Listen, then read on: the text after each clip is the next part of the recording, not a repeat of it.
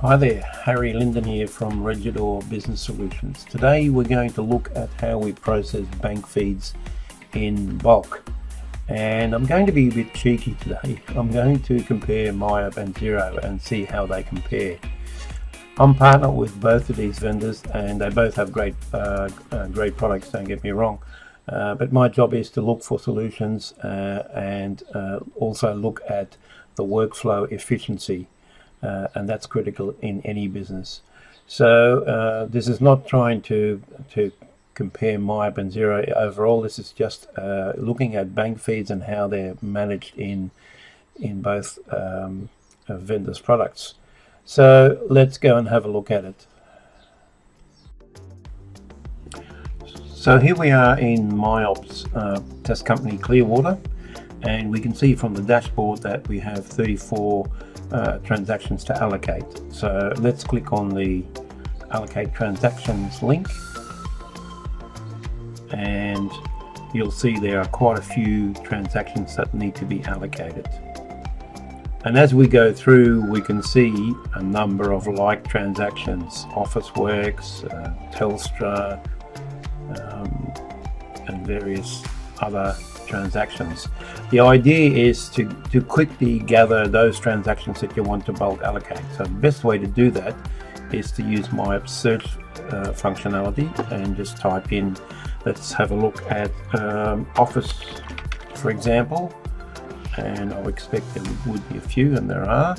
So obviously the tax office payments wouldn't be an office expense, but if you looked at, say, for example, Officeworks twice, and there's an expense here through Aldi, that's normally a grocery store, but they do have other goods that they sell, and let's assume that that's also office expenses, and we highlight those.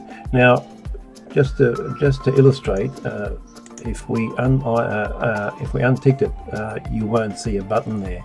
So this is the filter we have at the moment that looks at the search criteria, and we're just going to quickly select those. And as I selected the first one, you'll notice that this button came up that says allocate, and you can do this for up to 50 transactions. So let's click on that and let's select office expenses, and you'll notice there's stationery and office supplies, so that's correct, and it's all subject to GST, so that's correct as well, and we simply allocate.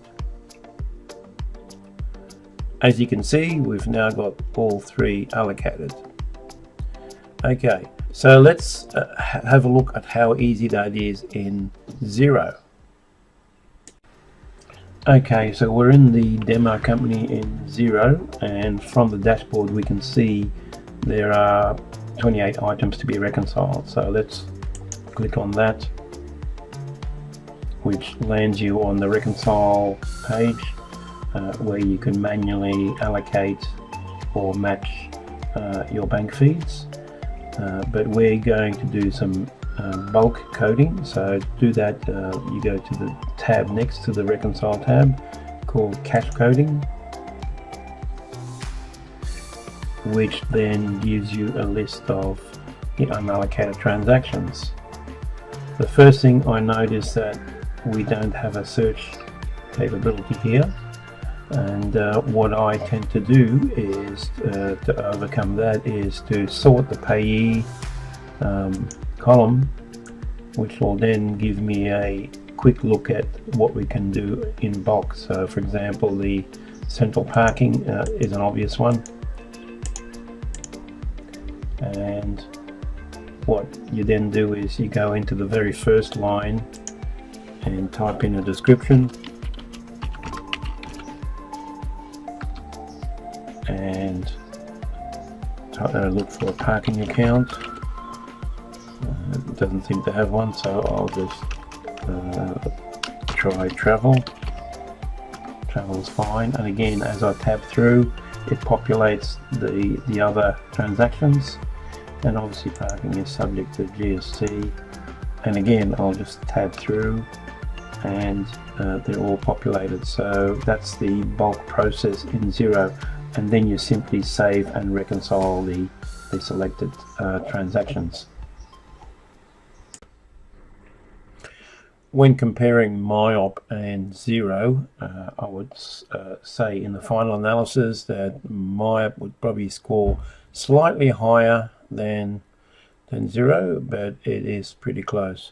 Let me know what you think in the comments below, and I look forward to seeing you again in the next video.